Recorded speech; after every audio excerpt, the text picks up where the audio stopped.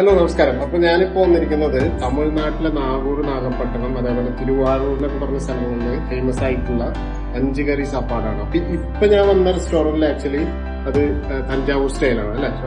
തഞ്ചാവൂർ സ്റ്റൈലാണ് പിന്നെ ഉണ്ടാക്കിയിരിക്കുന്നത്. അപ്പൊ എന്താണ് സാധനങ്ങൾ എന്നൊക്കെ നമ്മളെ ചേട്ടനെ വിളിച്ച് ചോദിക്കാം. ഓക്കെ, അപ്പം ഞാൻ കഴിച്ചു നോക്കിയിട്ട് എനിക്ക് ഭയങ്കര ഇഷ്ടപ്പെട്ടുകൊണ്ടാണ് കേട്ടോ ഞാൻ രണ്ടാമത് വന്നിട്ടാണ് വീഡിയോ ചെയ്തത്. 5 കറി സാപ്പാട്, പേര് പോലെ തന്നെ 5 കറിയും അതേപോലെ റൈസാണ്. റൈസ് വന്നിട്ട് പുലാവ് ടൈപ്പിലുള്ള ഗീ റൈസാണ്. ഇത് വെഡ്ഡിങ് സ്പെഷ്യൽ ആയിട്ടുള്ള ഡിഷ് കൂടിയാണ് കേട്ടോ. അതുകൊണ്ട് തന്നെ ഇതിനെ മാപ്പിള സാപ്പാടെന്നും വിളിക്കുന്നുണ്ട് കേട്ടോ. നമ്മൾ നോർമലായിട്ട് ഫോളോ ചെയ്ത് വരുന്ന ഒരു ബിരിയാണി കഴിക്കുക അങ്ങനെയുള്ളതെന്നൊക്കെ ഒരു മാറ്റം വേണമെങ്കിൽ നിങ്ങൾക്ക് ഇത് ട്രൈ ചെയ്ത് നോക്കാവുന്നതാണ് കേട്ടോ. അതായത് ഉരുളക്കിഴങ്ങ് പച്ചടിയിൽ മട്ടൻ്റെ ലിവർ നിങ്ങൾ ഇട്ടിട്ട് കണ്ടിട്ടുണ്ടോ? അത് ഇവിടെ ഉണ്ട്. അത് ഇതിലൊരു ഡിഷാണ്.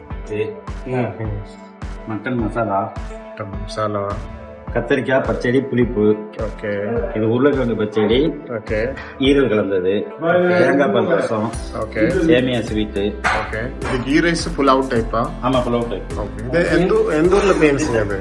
தஞ்சை மாவட்டம் ஸ்டைல். വിജയ മാവട്ട സ്റ്റൈലാ? ഓക്കെ, നാഗൂർ, നാഗപ്പട്ടണം അത് ஸ்டைல் வேற ஸ்டைலா இருக்கும். വേറെ സ്റ്റൈലാണ്. தஞ்சை மாவட்டம் style. Okay okay okay, thank you by.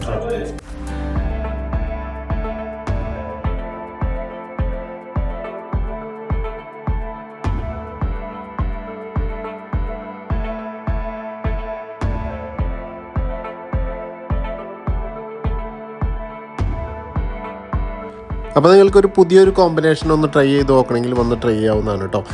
ഇതിൻ്റെ കറികളൊക്കെ നല്ല ടേസ്റ്റ് ആയിരുന്നു കേട്ടോ, എടുത്ത് പറയേണ്ടതാണ്. അതുകൊണ്ടാണ് ഞാൻ വീണ്ടും കഴിഞ്ഞ ശനിയാഴ്ച പോയതാണ്. ഇത് ഈ ശനിയാഴ്ച വീണ്ടും പോയി. ഇതെല്ലാ ശനിയാഴ്ച മാത്രമേ അവൈലബിൾ ഉള്ളൂ കേട്ടോ, 12:30 മുതൽ 2:30 വരെ ഉച്ചയ്ക്ക്. അപ്പോൾ ഇതിൻ്റെ ലൊക്കേഷൻ വന്നിട്ട് ദുബായ് ഏരിയയിൽ അൽബറഹ ബസ് സ്റ്റേഷൻ്റെ ഓപ്പോസിറ്റ് ലത്തീഫ മസ്ജിദ് ഉണ്ട്, അതിൻ്റെ ഫ്രണ്ടിലാണ് കേട്ടോ.